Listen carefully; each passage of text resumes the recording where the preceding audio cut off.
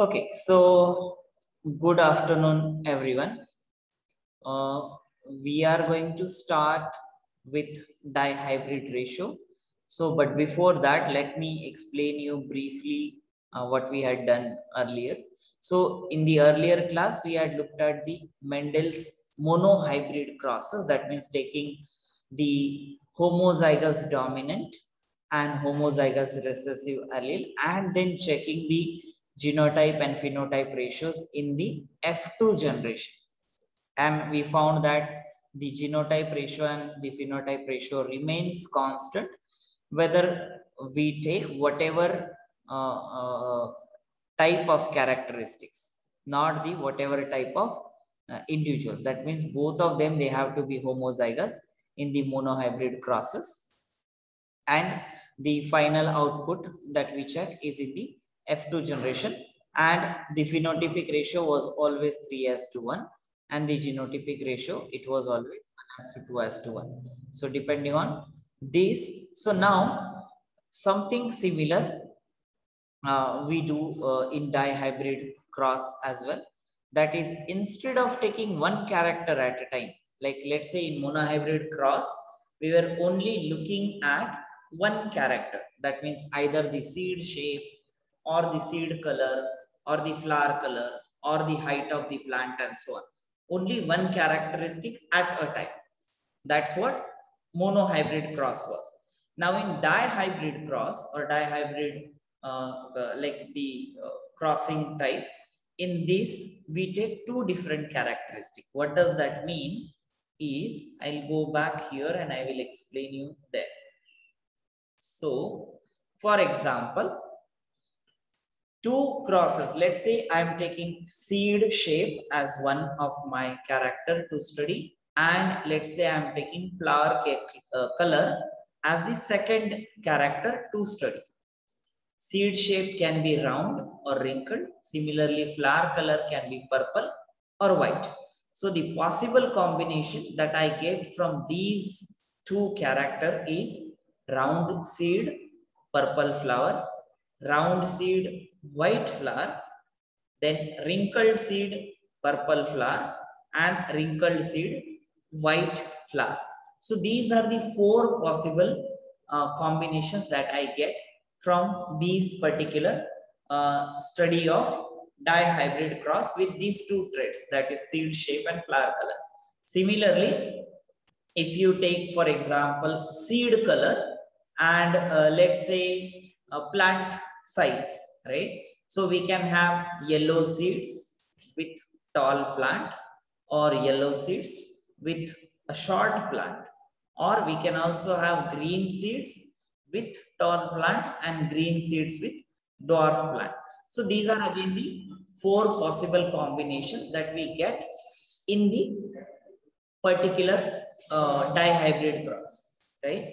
So now we will see how these crosses are being done in general. So what you can see on the screen is, let me just go through this. Dihybrid ratio gives the breeding result of the two pairs of the contrasting characters. That means one pair will be either your white flower or purple flower, that is one pair of one character, and the second character can be either the height of the plant or the seed color or whatever possible combination out of those seven different characteristics. So two at a time we are going to study. And again, Mendel did several of these combinations, combining two different characteristics at one time and going up to the F2 generation. But remember, he did not do it manually. He actually did the experiments with it. So we are just going to do it manually here on the board or on the notebook.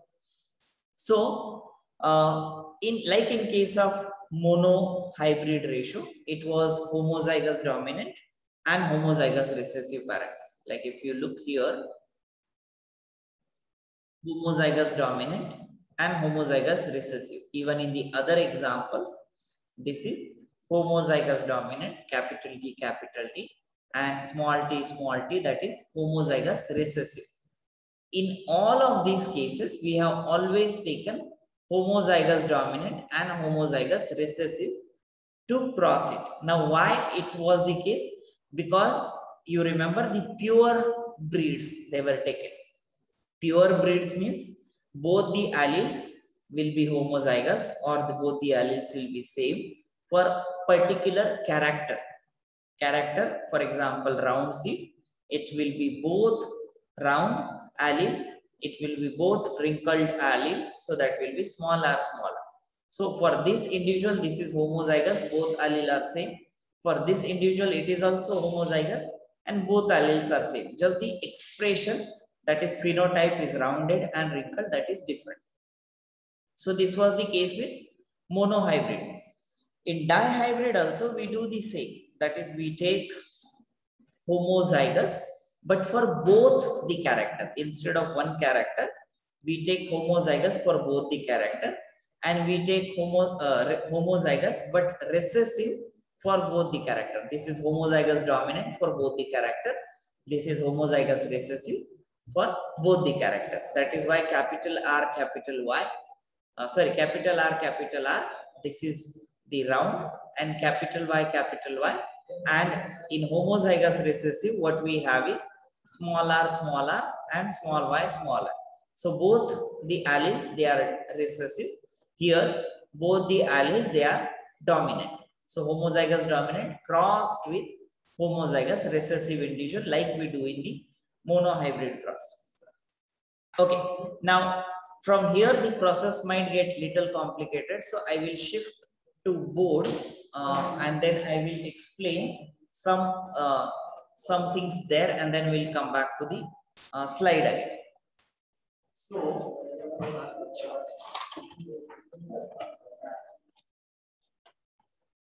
just a minute.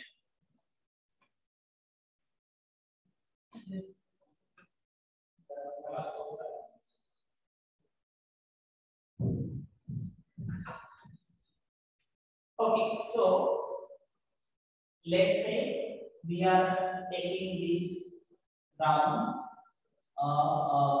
seed shape as one characteristic to study. Seed shape can be round and seed shape can be wrinkled. Right? These are the two traits called alternating characters that are being shown in terms of round and wrinkled. Now we can also take seed color as the second trait to study for the same plant, right? In dihybrid cross, we take two different characters, and this will also have two alternating forms, that is yellow or green, right? And these ones are the dominant ones. So that is round is dominant, yellow in seed color it is dominant. So dominant ones, they are circled. So seed shape and seed color, these are the two different characters that we are going to study in the dihybrid cross. Now, when we say homozygous dominant for the seed shape, it will be capital R, capital R. Let's go one by one. So homozygous dominant for the seed shape will be capital R, capital R. That means both the alleles will express for the round shape of this particular seed. Yeah. And when we are studying in dihybrid cross, we take the other allele also in consideration. So homozygous dominant for yellow will be capital Y, capital Y. Okay. So this individual has the seed shape round and the seed color yellow, and it is homozygous dominant. So I will write here homozygous dominant. Yeah. This is your parent generation. Now when this is crossed with homozygous recessive,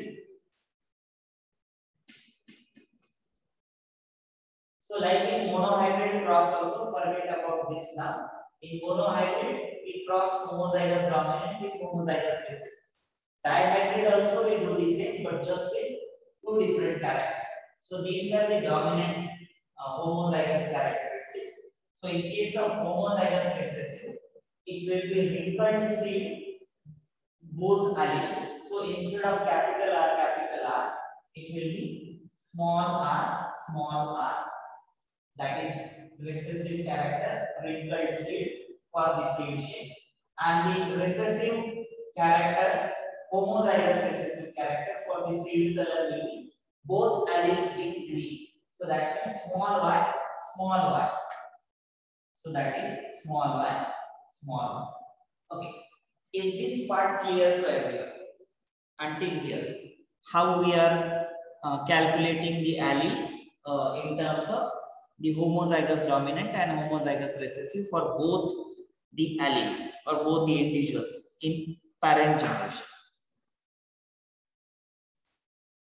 There is an exercise coming your way at the end of this class. So if you haven't understood this, you may not be able to solve it. So it's best that you clarify all your doubts right now. And then I may not be able to understand your excuses at the end of the class that you did not understand. So it's best that you clarify all your doubts, because like I said, you will have to do one exercise at the end.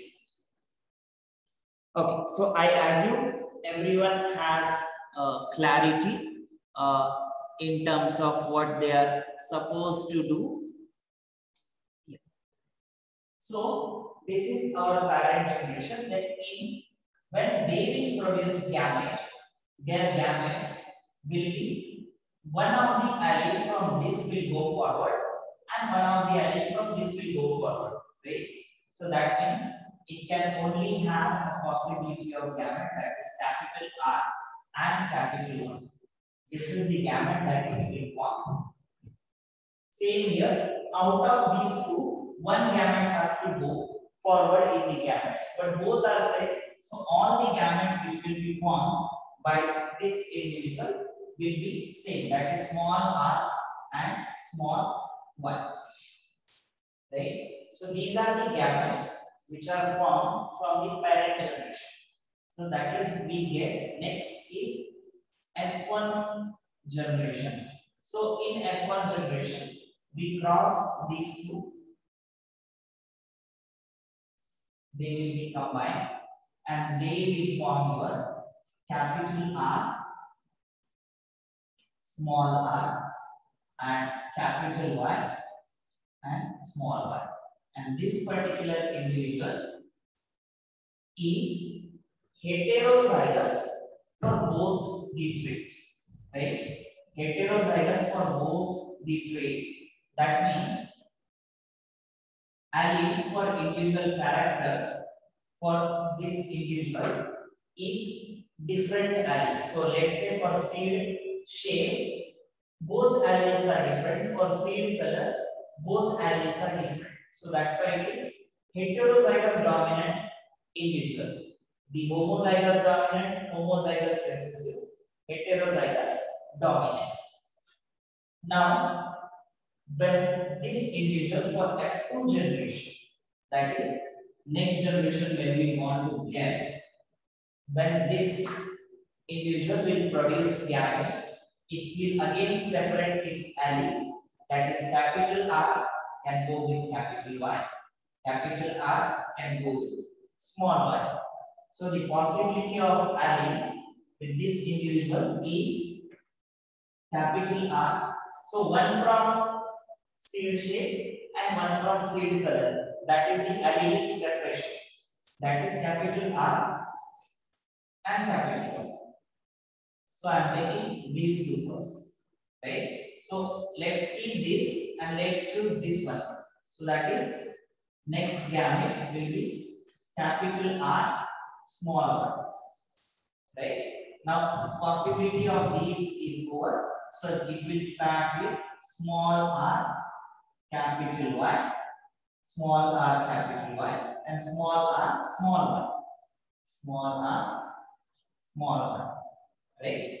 So these four will be the type of gametes which will be produced by this particular individual from F1 generation who is heterozygous dominant.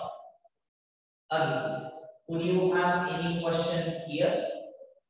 These are just the gamete. We are yet to look at the F2 generation. If anyone has any question, please do ask. Okay, so I assume again there are no questions. So what we do in the next, now I will use the presentation. So let's say, cancel, share screen. Okay, so let's say these are the 4 gametes that we have received, right? And we are going to cross them. Now we put them in a certain matrix type of system. We will first look at what this matrix is, and then we will come back to this slide. So I hope you have understood up till this stage of gamete formation, that is F1 generation has formed these gametes, and we will see the possibility of individuals for F2 generation. But before that, let me explain what this square or matrix is. So given the genotypes of any 2 parents, so in any of these cases, whether it's a monohybrid or dihybrid, we know the genotypes of the parents. The genotypes of the gametes can be predicted, right? So let's say there is this, oh, why is this interfering? Okay, I guess this should be okay. Yeah. So let's say these were the parents, capital P small p crossed with capital P small p. So let's say this particular individual, the second one, the possibility of gamete will be allele or the chromosome with capital P and the chromosome with small p. So these were the 2 possibility of this gamete formation from this particular individual. Same is the case with this first individual who can also form gametes, either rest of the chromosomes with capital P and the same with your small p. So that is the gamete or allelic separation, like I said. Now, that is what this first line say. Given the genotypes of any 2 parents, like these are the genotypes of the 2 parents, the genotypes of the gametes can be predicted. These gametes and their genotypes can be predicted. That will be produced during meiosis. So they will be formed during this meiosis process. And using this particular information, all the possible genotypes of the offsprings are predicted.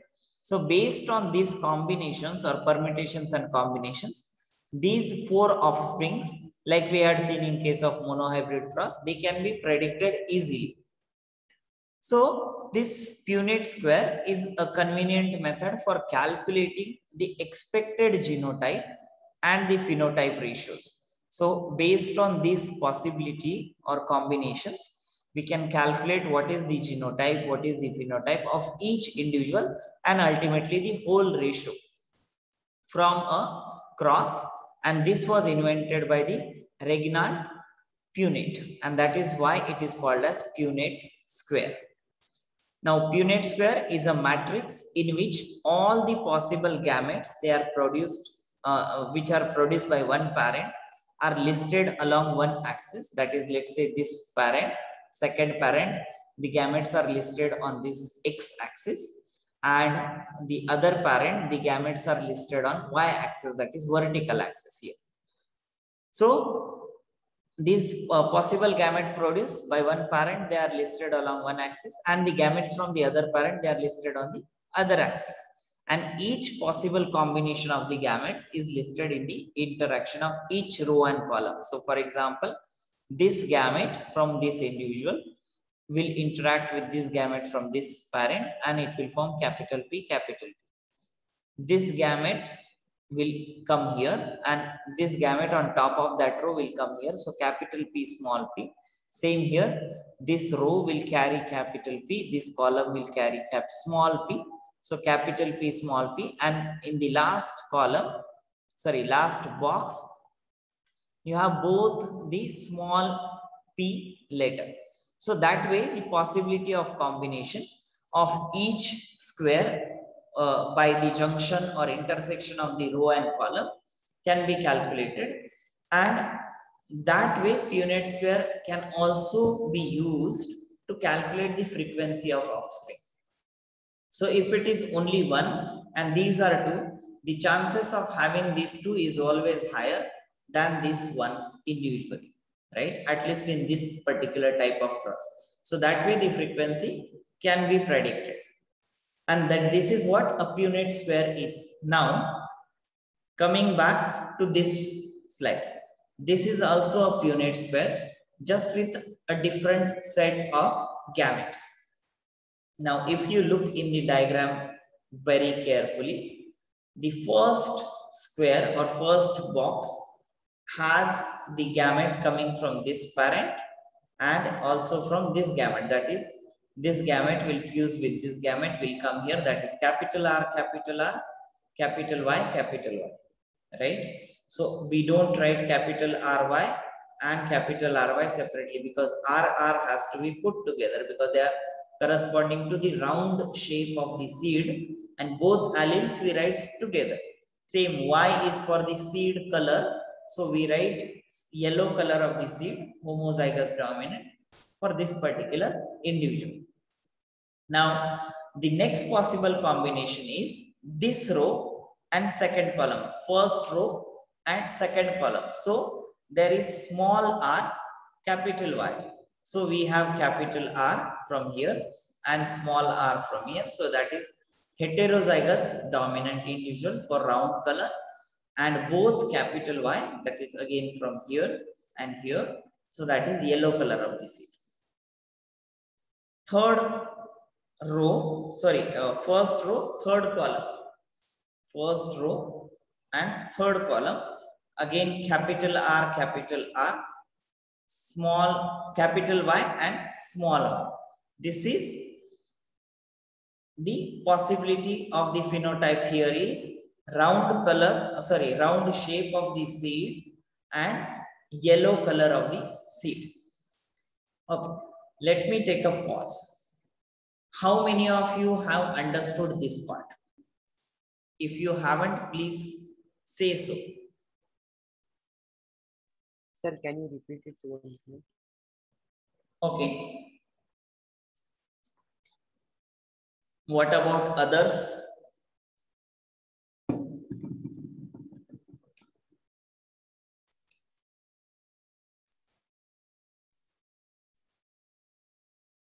Okay. So what I was trying to say is it's just the simple possibility of gametes from the different individuals. Let me try to do this on the board. So yeah, I guess I will do this on the board. It will be much easier for you to understand. Spotlight. Okay. So let's say I have a matrix. This one, and here, and second, and one. Here, I hope you will be able to see. Yes, that. And then we have 5 columns, 5 rows. Sorry. Here. Okay, I will not draw everything. So let's say we have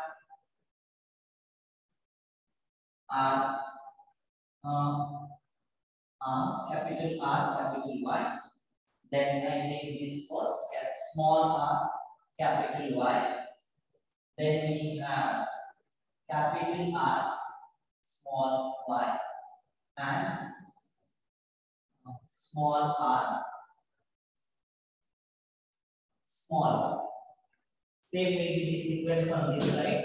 Capital R, capital Y, small r, capital Y, capital R, small y, and small r, small y. I hope you have understood until here. If this process is not understood, there is no point of doing this activity. Yeah. So if you have understood this, then this is nothing but just a mere possible combination that we get, right? So these gametes unformed in F1 generation. What we are writing there is the gamete fusion for F2 generation. So whatever individuals will write in these will be for F2 generation. So let's say this row and this column fuses. So these gametes will merge together, they will fuse, they will form the zygote. So capital R, right? So this is capital R, capital R, capital Y. So this will be the first individual that is possible from these process. I randomly take anything. Let's say I take this square. Yeah. So that means this row and this column. Correct? Can someone tell me what is the possible combination there? This. So this row has to be looked at and this column has to be looked at. Sir, heterozygous dominant. But the genotype?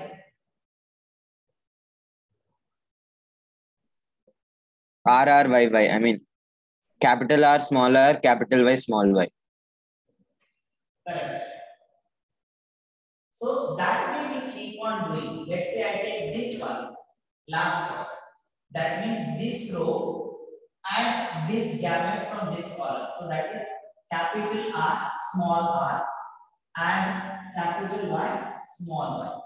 This square will be capital R. Both are capital, one capital Y, one small y. Right? This will be capital R, small r, and capital Y. Now, if you look at the types of individual, I did not write it completely, but I hope you have understood the possible combination. If you take the last one, maybe for exchange, both are small r, small y here, right? This particular one, right? So this gamete and this gamete, both are small here. So that is small r, small y, small. So this is the possibility of this combination in this. Now, if you look at the gametes, this will be capital R, that is rough, correct? So this particular individual will have phenotype like round, and capital Y, that is both dominant, so it will be yellow. Correct? Now, if you look at this individual, capital R, small r, but there is one dominant, so that means it will still be round, right? I hope you remember this particular expression of genotype and phenotype, and these are both capital Y, that means it is homozygous dominant for the seed color, so it will be yellow, right? Then let's look at something different. This one, for example, both are small r. That means both are homozygous recessive. So recessive phenotype, when it is homozygous, is wrinkled. So this particular individual will be wrinkled seed, and small y. That is again both recessive phenotype for the seed color, that is green. So it will be wrinkled and green. That way you can write the phenotypes for all of these. This will be round and yellow because there is always one dominant present. Now I will give one possibility of one combination. Let's look at this particular square. Right? So that means this row and the last column. Right? So that is small r, and capital Y and small y. So capital Y and small y. Now in this case, homozygous recessive for the seed shape. That is homozygous recessive will be wrinkled. So this will be wrinkled seed with capital Y, small y. That means there is a dominant allele present, so it will be yellow. Now, if you just read over the phenotype, round yellow, wrinkled green, and round yellow and so on, right? So, possibility of the combination of the individuals is quite great here. Now, I will go back to the slide again, and I will show you the same Punnett square in a complete format, so you will have more understanding. So, here we go. Okay, so this is what is being shown here, and it, like, luckily it is also color coded. So if you look all the squares in yellow, the first square is homozygous dominant for seed shape, that is round, and homozygous dominant for the seed color, that is yellow. But this case, now you look green color, right? Second row, second column. The homozygous recessive for the seed shape, so it is wrinkled, and homozygous dominant for the seed color, that is yellow. And if you look further down, that is kind of orange color, it is homozygous dominant for the seed shape and homozygous recessive for the seed color, so it is green color. And all these three are green, all these yellow are round and yellow, these are wrinkled and yellow. So what you get ultimately is phenotypic ratio of yellow 9, green, now forget the color of the seed, but these from Punnett square, there are 9 yellow squares, 3 green squares, 3 orange square, and 1 dark green square. So the ratio of the phenotype that we get of round yellow, we have 9, of wrinkled yellow, we have 3, we have round and green 3, and only 1 of wrinkled and green. And this phenotypic ratio also remains constant in the dihybrid crosses. Whether genotypic ratio is complex. So that I will come back to it.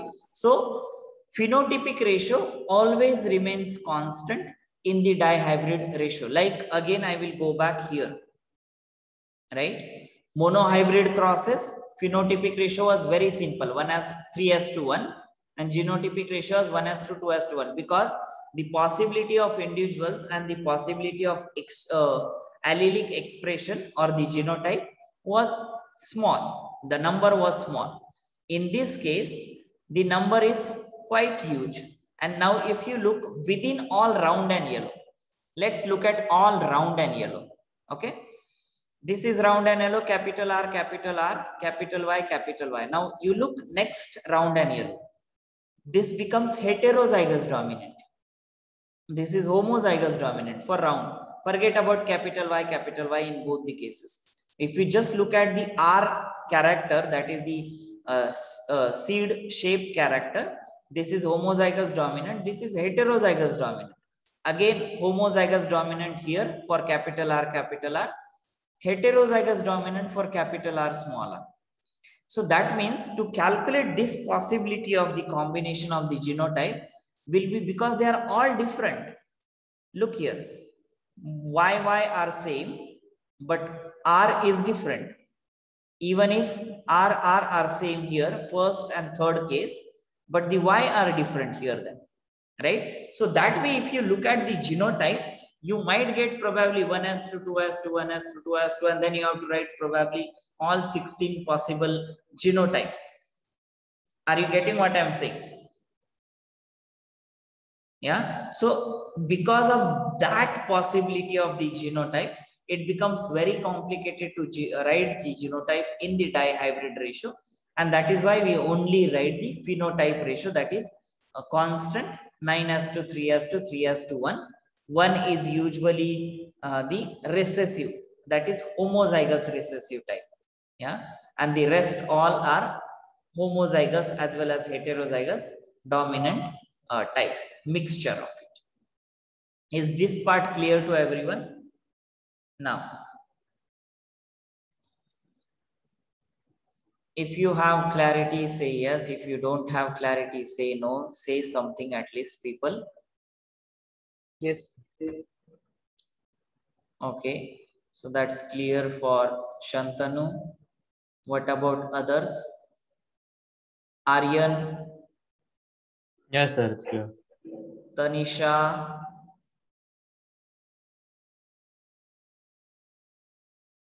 Tanisha, are you there? Yeah, sir. Yeah. So it's clear, right? Yati? Yes, sir. Okay. So I assume this same is true for everyone else as well. Now, what I am going to give you, again, I will choose the board. So I'm going to give you one small exercise to write the dihybrid ratio, and you will submit it today itself like a class activity, because it hardly needs 5 minutes to write this phenotype. Rest everything I will do for you. So now we have taken the seed color and seed shape. We will take two different characteristics, and we will try to write the genotype and phenotype for these. So let's say we take height of the plant. It can be either tall or it can be dwarf or short, right? And in this, tall is the dominant character, correct? And let's take flower color.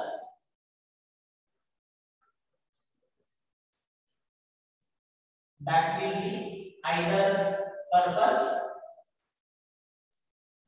or it can be white, right? And purple is the dominant. Now we have to make parent generation of this in homozygous dominant and homozygous recessive way for the cross. Homozygous dominant will be both tall, so capital T, and for purple color also homozygous dominant. So that is capital T, capital T. When we say homozygous dominant in the dihybrid ratio, it has to be homozygous dominant on both the traits.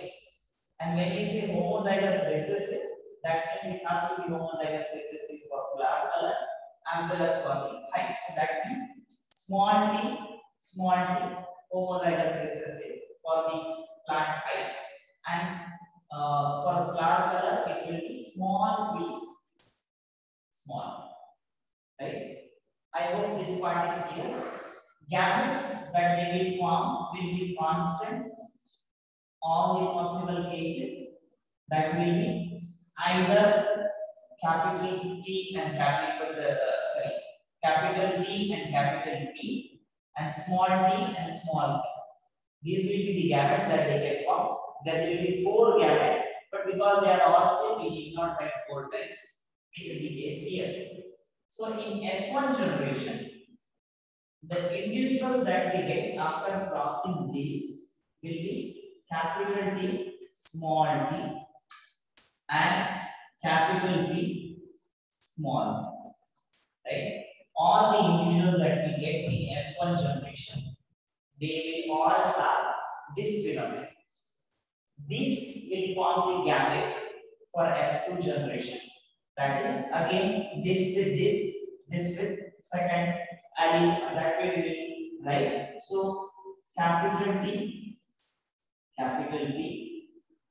small t, capital P, capital T, small p, and small t, small. Now you will use these 4 gametes. You will write in the column and in the row, and you will try to find out these 16 individuals based on these 4 gametes for F2 generation. And you will also write what are these phenotypes of each of these. That is the exercise that you will do in the class. You have 13 minutes still left in the class, and this will hardly take not more than 10 minutes. So please write this down. If at all you need this information, you can write this. If you can imagine, that should be fine. But what I want is this Punnett square for these gametes. So you write in this manner. Also write the phenotype, and at the end, what you should get or what you should check if you have done correctly or not is the phenotypic ratio, that is 9:3:3:1. That has to be seen, and then we will say that this Punnett square is done correctly or not. Is it clear to everyone? So, sir, the phenotypic ratio here is also the same. Sorry? So the phenotypic ratio here is also same. Yeah. In any two random characteristic you take in dihybrid cross, phenotypic ratio will remain constant. That's what we see in the monohybrid also, no? Yes, yes. We just change the character and the phenotypic ratio we get is the same. So here also it should be same. If it is not same, that means we are doing something wrong. But this is the case specifically for these, yeah, homozygous dominant and homozygous recessive. If we change this allele and let's say we make them heterozygous, then we will not get this ratio at the end. Yeah. Okay. Homozygous dominant, homozygous recessive. That cross in parent generation for that. Okay, if anyone has any doubt, you can ask. Others can continue writing this. It's there on the board. So, and I will create the assignment now itself so that you can submit it in the assignment, and then I will check it. And if at all there are any doubts, you can ask me now itself.